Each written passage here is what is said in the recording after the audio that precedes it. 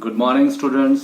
स्वागत है आप सभी का हमारे YouTube चैनल पर जिसका नाम है सौरभ क्लासेस फॉर हिस्ट्री। मैं सौरभ आप लोगों का स्वागत करता हूं अपने इस चैनल पर।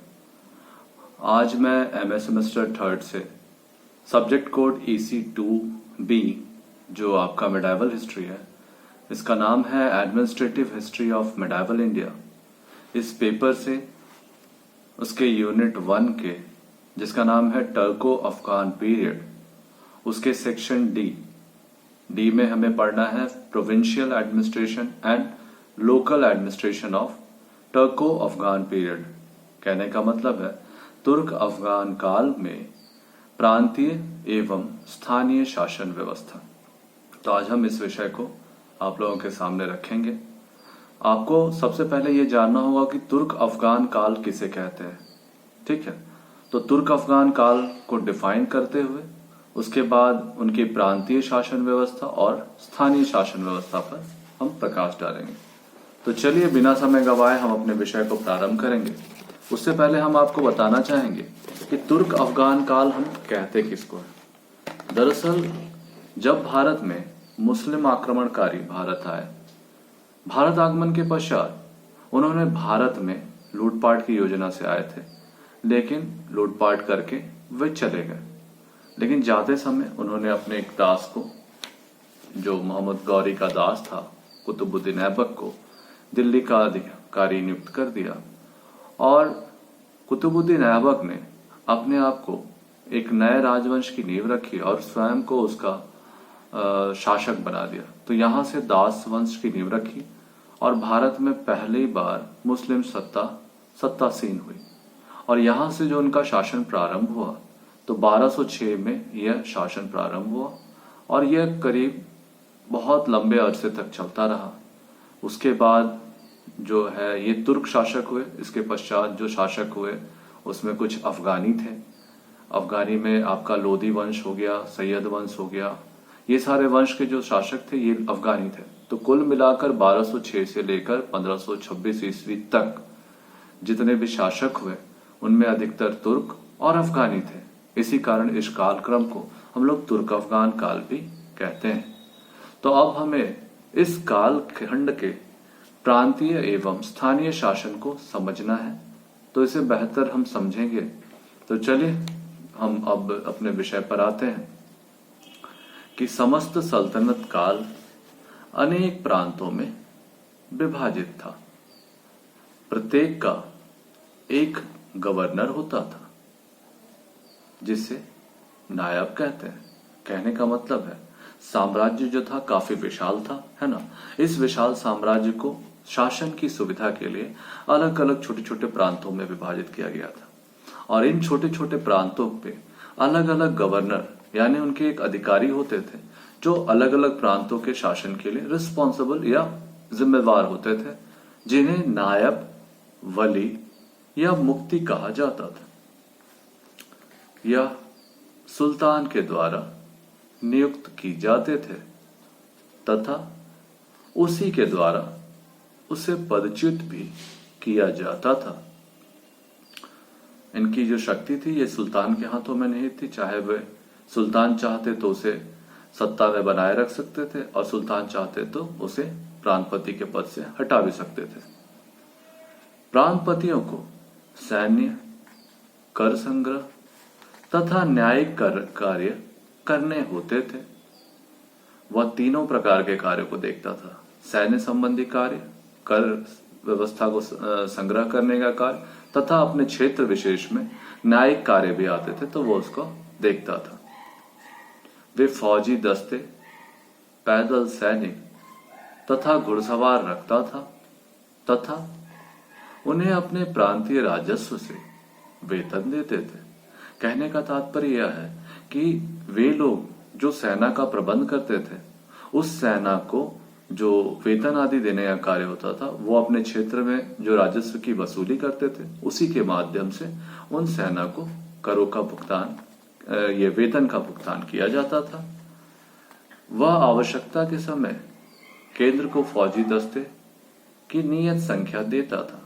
आवश्यकता जब केंद्र सुल्तान जब उससे सेना की मांग करता था तो ये प्रांतपति जो गवर्नर या मुफ्ती, वली या फिर नायब के नाम से जाने जाते हैं, ये अपनी जो सेना थी ये सुल्तान को मुहैया कराते थे। वह बाह्य आक्रमणों से प्रांतों के बचाव का तथा कानून और व्यवस्था के लिए उत्तरदायी होता था। यानी वह आंतरिक शांति और बाह्य सुरक्षा, इन दोनों की जिम्मेदारी प्रांतपति की अपने प्रांत में होती थी। वह राजस्व इकट्ठा करने का कार्य की देखभाल करता था तथा प्रशासनिक एवं सैन्य व्ययों की भुगतान के पश्चात शेष राशि केंद्र को देता था। अर्थात उसने पैसे का समस्त कार्य करना पड़ता था, टैक्स की वसूली, वेतन का भुगतान, और उसके बाद जो अधिशेष बचता था, जो उनके पास सरप्लस पैसा बच जाता था, वो राशि केंद्र को लौटाने का काम भी उनको देखना पड़ता था। ये जो नायब, वली या मुफ्ती जो भी प्रांतपति होते थे, ये समस्त राजस्व से होने वाली आय का हिसाब दीवाने विजारत को देते थे। दीवाने विजारत केंद्र का मंत्री होता था, जो सुल्तान के दरबार का एक महत्वपूर्ण अधिकारी होता था, जो आय व्यय के हिसाबों को रखता था, उसे दीवाने विजारत कहते थे। तो प्रांतपति अपने आय व्यय का ब्यौरा वो दीवाने विजारत को जमा करते थे। प्रांतों के अंदर न्यायालयों के अध्यक्ष के रूप में वह उच्चतर प्रांतीय न्यायालयों की अध्यक्षता भी करते थे। यानी प्रांत स्तर पर सर्वोच्च न्यायाधिकारी का काम इन प्रांतपतियों की सुपुर्द था तथा अनेक महत्वपूर्ण निर्णय भी देते थे। गवर्नर का वेतन प्रांत के राजस्व का एक निश्चित अंश होता था। अब इतने कार्यों के बदले में प्रांतपतियों को या प्रांत के गवर्नरों को एक निश्चित अंश का भुगतान किया जाता था। किसी घोटाले के संबंध में, जैसा कि समकालीन इतिहासकार जियाउद्दीन बर्नी ने लिखा है कि वह मुक्ति अर्थात प्रांतपति जो धन का घोटाला करे और खातों में गड़बड़ी पैदा करे तथा इक्ता में से निर्धारित अंश से अधिक हथिया ले, बांधकर जेल में डाल दिया जाएगा। बहुधा दंड स्वरूप किसी गवर्नर को बड़े प्रांत से छोटे प्रांत में तबादला कर दिया जाता था, किंतु इसे नौकरशाही का अंग समझना गलत होगा। कहने का मतलब है कि तात्कालीन इतिहासकार जियाउद्दीन बर्ने का कहना था कि जो भी प्रांतपति किसी भी प्रकार से धन का घोटाला करता था, उसे उसकी कठोर सजा दी जाती थी। वह उसके इक्ता का मतलब होता है उसके द्वारा उसको जो प्रांत या क्षेत्र प्राप्त होते थे, वह इक्ता कहलाती थी, और इसको वसूली करने वाला इक्तादार यानी प्रांतपति इक्तादार भी कहलाते थे। तो इनको बांध करके जेल में डाल दिया जाता था और उन्हें सजा भी दी जाती थी। साथ ही साथ इनको बड़े प्रांतों से छोटे प्रांतों में इनको डिमोशन यानी इनके पद की अवनति कर दी जाती थी। शासन समुचित रूप से केंद्रित नहीं था। वस्तुतः उस समय केंद्रीकरण तथा पूर्ण स्वायत्तता के समर्थकों के मध्य संघर्ष हुआ करता था। प्रांतों में सुल्तान के नाम से खुतबा पढ़ा जाता था और उसकी अवहेलना दंड का कारण बनती थी। स्थानीय न्यायालय या गवर्नर के विरुद्ध सुल्तान के यहाँ अपील की जाती थी। इसके अलावा वहां बरीद अर्थात केंद्रीय गुप्तचर विभाग के अधिकारी होते थे, जो वहां प्रांतों में घटित होने वाली प्रत्येक घटनाओं की रिपोर्ट सुल्तान को दिया करते थे। जैसा कि उल्लेख किया गया है कि गवर्नर को दीवाने विजारत को हिसाब देना होता था, साथ ही किसी प्रकार की गड़बड़ी के लिए सफाई भी देनी पड़ती थी। इस अपवाद के अलावा गवर्नर को पूर्ण स्वायत्तता प्राप्त थी। कहने का तात्पर्य है कि गवर्नरों को कुछ अधिकार भी थे तो कुछ पाबंदियां भी दी गई थी। जैसे वह अपने आय व्यय का ब्यौरा दीवाने वजारत यानी केंद्रीय मंत्रिपरिषद के सदस्य को देता था, साथ ही साथ उस पर दीवाने बरीद जो विभाग होता था वो गुप्तचर विभाग होता था। वो केंद्र के गुप्तचर जो थे यहाँ प्रांतों में भी रहते थे, जो प्रांतों में घटित होने वाली घटनाओं तथा प्रांतपति के कार्यों की रिपोर्ट सुल्तान तक पहुंचाते थे। इन दो कारकों के अलावा हम देखें तो हम पाते हैं कि प्रांतपतियों का जो अधिकार थे वो पूर्ण स्वायत्त थे, बस कुछ उन पर आंशिक प्रतिबंध इन दो वजहों से थे। कुछ मामलों में गवर्नर केंद्र में रहते थे तथा सूबे में उनके कनिष्ठ अफसर यानी उनके जो जूनियर अधिकारी होते थे वही शासन की देखभाल किया करते थे।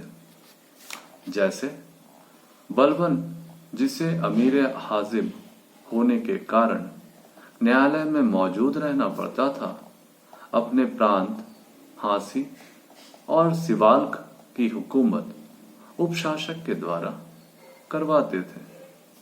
बड़े प्रांतों में गवर्नर मुख्य शहरों और चौकसियों के शासन के लिए विशेष अधिकारियों की नियुक्ति करते थे।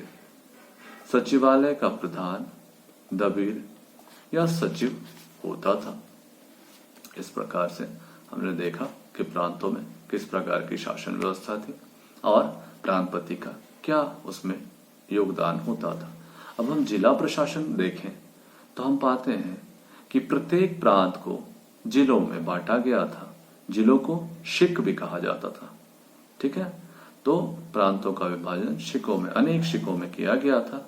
एक जिले का शासक जो होता था अमील या नाजिम कहलाता था। ठीक है, तो सबसे पहले साम्राज्य का विभाजन, केंद्र का विभाजन प्रांतों में, फिर प्रांतों का विभाजन जिलों में। प्रांत को हम लोग इक्ता भी कहते थे और उनके जो ये प्रांतपति होते थे उनको नायब, वली या मुफ्ती कहते थे। अब प्रांतों का जो विभाजन है वो विभाजन होता था शिकों में, शिकों यानी जिलों में, और जिलों का जो प्रधान होते थे उनको अमीर या नाजिम कहा जाता था। एक शहर या 100 गांवों के समूह का शासक अमीर सदा होता था। उसकी सहायता के लिए कनिष्ठ अफसर और कर्मचारी थे, जिनसे मुतशरीफ, जिनमें मेन पोस्ट जो ये थे, पद थे, वे थे मुतशरीफ के कारकुन, बलाहार, मुकद्दम, चौधरी, पटवारी, पियादा आदि होते थे। गांव का शासन सामान्यतः पंचायतों पर छोड़ दिया गया था, जिसका उत्तरदायित्व एक मुफ्ती पर होता था। अर्थात प्रांतों का विभाजन शिकों में और शिकों का विभाजन गांव में होता था, और गांव का जो शासन व्यवस्था थी वो गांव के मुखिया अर्थात मुफ्ती के अधीन होती थी, जो वहां की शासन व्यवस्था को देखते थे। इस प्रकार से प्रांतों को भी स्वायत्तता दी गई थी। अब हमें थोड़ा सामंती व्यवस्था को समझना होगा इस परिप्रेक्ष्य में। तो हम देखते हैं कि केंद्र के अधीन सामंतों या जागीरदार शासकों को अधिक स्वायत्तता प्राप्त थी, जो कि राजस्व प्राप्त करने तथा न्याय व्यवस्था के संबंध में अपने कानून बनाने के लिए स्वतंत्र होते थे। फिर भी उन्हें नियमित रूप से अंशदान तथा टोल टैक्स या गैर मुस्लिम लोगों से जजिया कर वसूल कर सुल्तान को भेजना पड़ता था। कुछ अपवादों के अलावे उन्हें अपना सिक्का चलाने की अनुमति नहीं थी। ऐसी विशेष परिस्थिति में भी जागीरदार शासक को सुल्तान की प्रभुता की स्वीकृति में सिक्कों पर बादशाह का नाम देना होता था। इस प्रकार से हम देखते हैं कि सामंत जो थे वे भी आपके काफी शक्तिशाली थे उस दौर में। सामंतों के अधीन जो भूमि क्षेत्र मिलते थे उनके साथ प्रांतपति कोऑर्डिनेशन यानी समन्वय बना करके अपना शासन संचालित करते थे। वो सामान्यतः सामंतों की जमीन पर दखल नहीं करते थे। और इस प्रकार से एक तरह से हम देखते हैं कि यह जो सल्तनत काल या तुर्क अफगान काल में जो हमारी प्रांतीय या स्थानीय शासन व्यवस्था थी वह परस्पर एक दूसरे पर सहयोग पर निर्भर थी।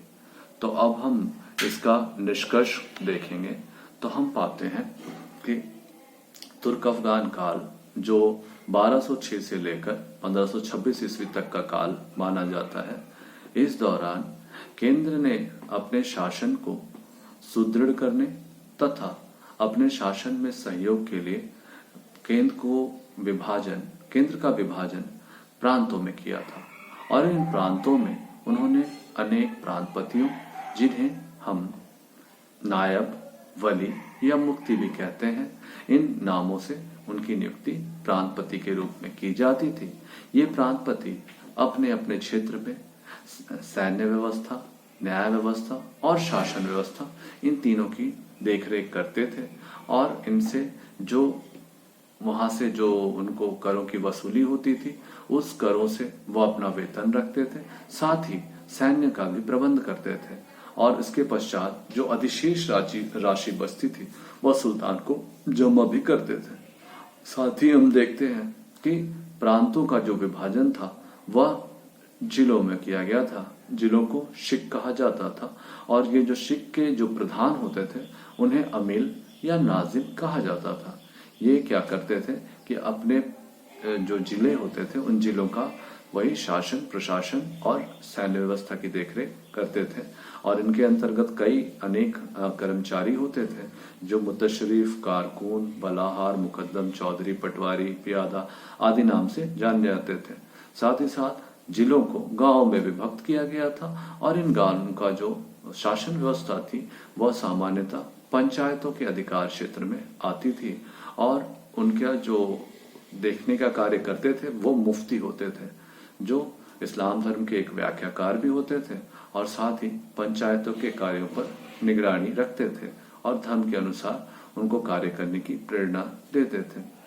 इस प्रकार से कुल मिलाकर हम देखें तो हम पाते हैं कि तुर्क अफगान काल की प्रांतीय और स्थानीय शासन व्यवस्था काफी संगठित थी और इसमें पूर्व से चली आ रही शासन व्यवस्था के स्वरूप को ही स्वीकार किया गया था और उसे ही अपनाया गया था, क्योंकि केंद्र से एक सशक्त शासन चलाने के लिए शासन का विकेंद्रीकरण अनिवार्य था।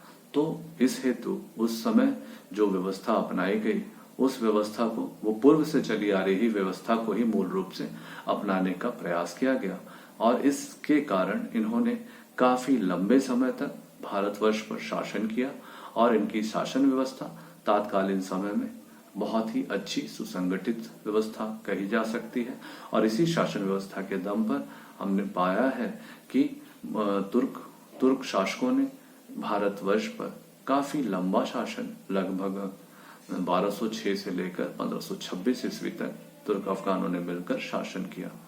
तो हम अपने विषय को यहीं विराम देना चाहेंगे और हमें उम्मीद है कि आपको यह विषय समझ में आ गया होगा। अगर आपको इस विषय से संबंधित कोई सवाल हो तो आप हमसे कमेंट में सवाल पूछ सकते हैं, हम आपके सवालों का उत्तर अवश्य देंगे। और आज के लिए हम इतना ही रहने देते हैं। कल अगली क्लास में हम नए विषय के साथ फिर से आपके सामने उपस्थित होंगे। तब तक के लिए धन्यवाद।